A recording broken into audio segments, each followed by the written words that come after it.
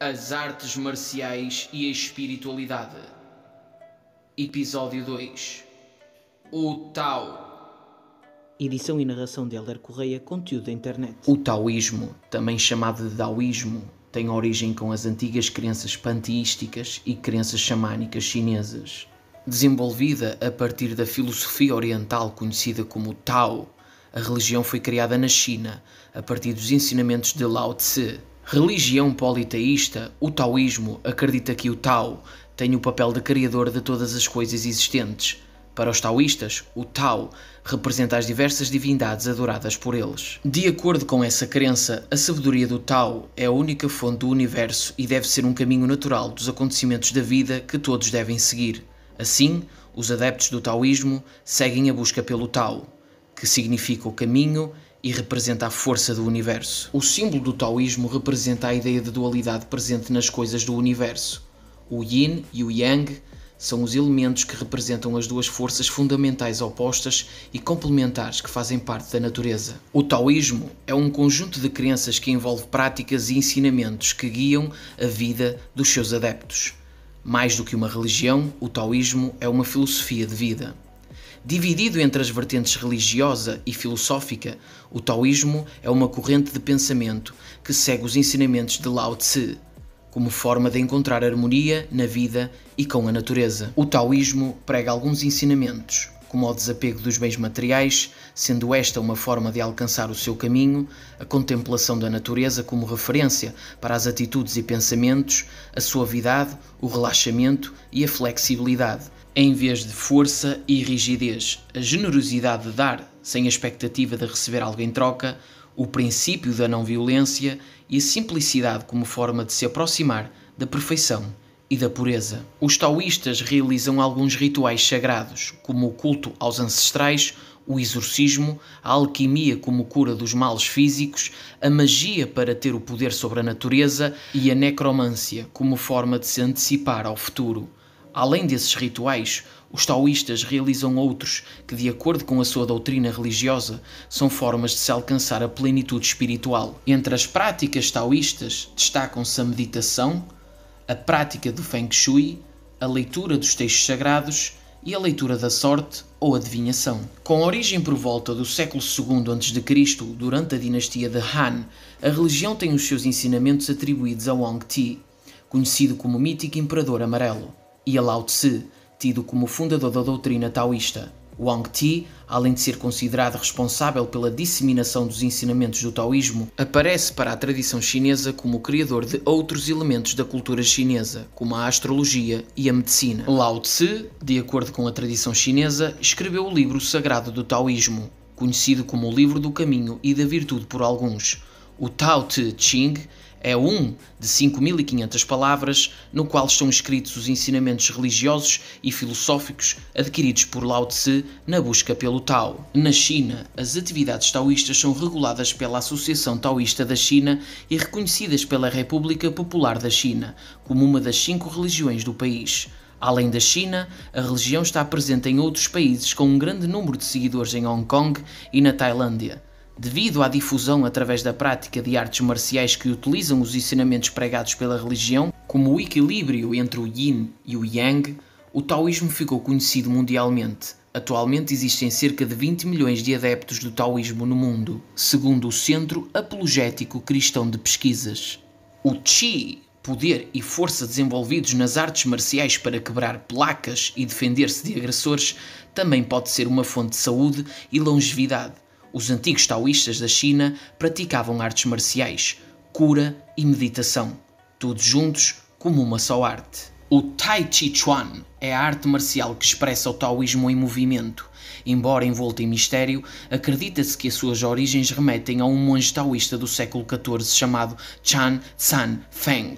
Os detalhes históricos exatos não são muito claros, porém, ele foi considerado o fundador por ser o primeiro a trazer princípios taoístas para movimentos de artes marciais. Chan San Feng era um homem de porte grande, com um formato que lembrava o de uma tartaruga.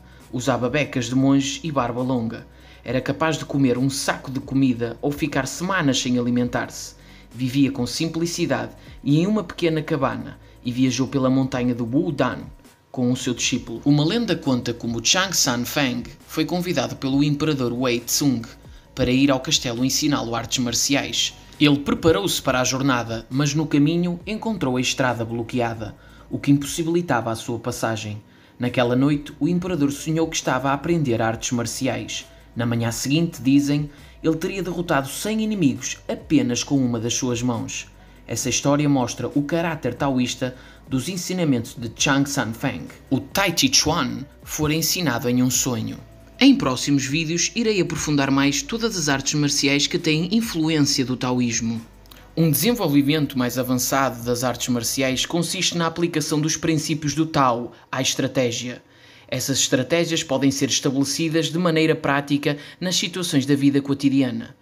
Os valores taoístas permitiram certos truques e manobras estratégicas nas artes marciais, como é mostrado em A Arte da Guerra, de Sun Tzu, escrito por volta do século IV a.C., que foi um guia de táticas e conceitos por mais de 200 anos na China clássica e no Japão feudal, e continua sendo nos tempos modernos. Por toda a história, o texto foi objeto de estudo de eruditos asiáticos e mais tarde ocidentais, para compreender a estratégia de guerra, bem como a sua formulação. De acordo com a teoria de Sun Tzu, o general deve ponderar a situação antes de se mover, de modo que possa se adaptar às condições mutáveis.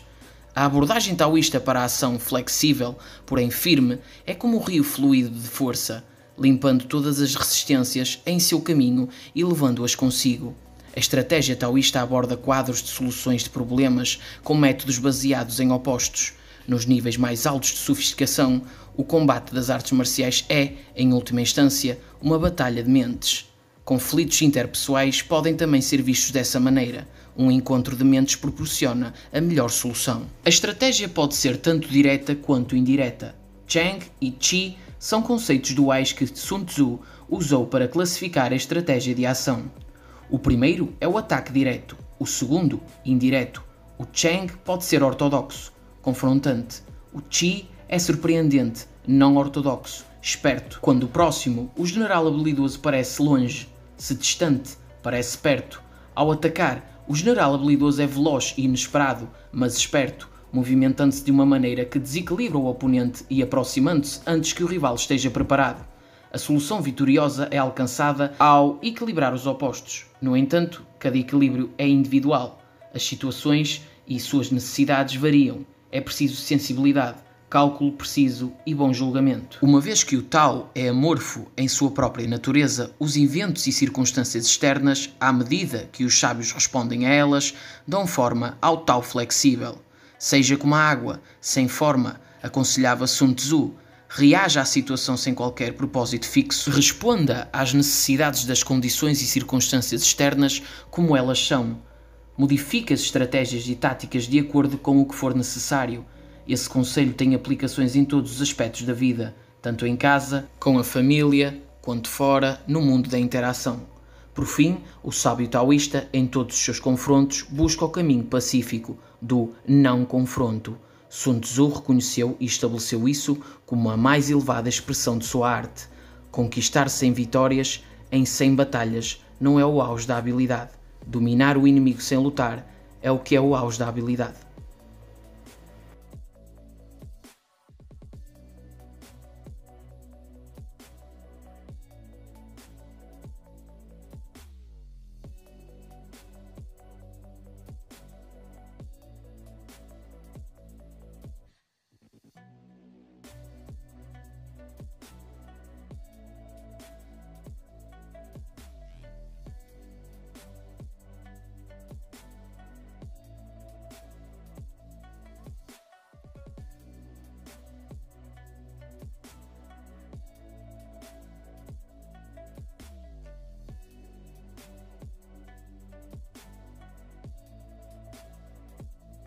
Se gostaram deste vídeo, façam gosto, subscrevam, compartilhem, ajudem o canal a crescer.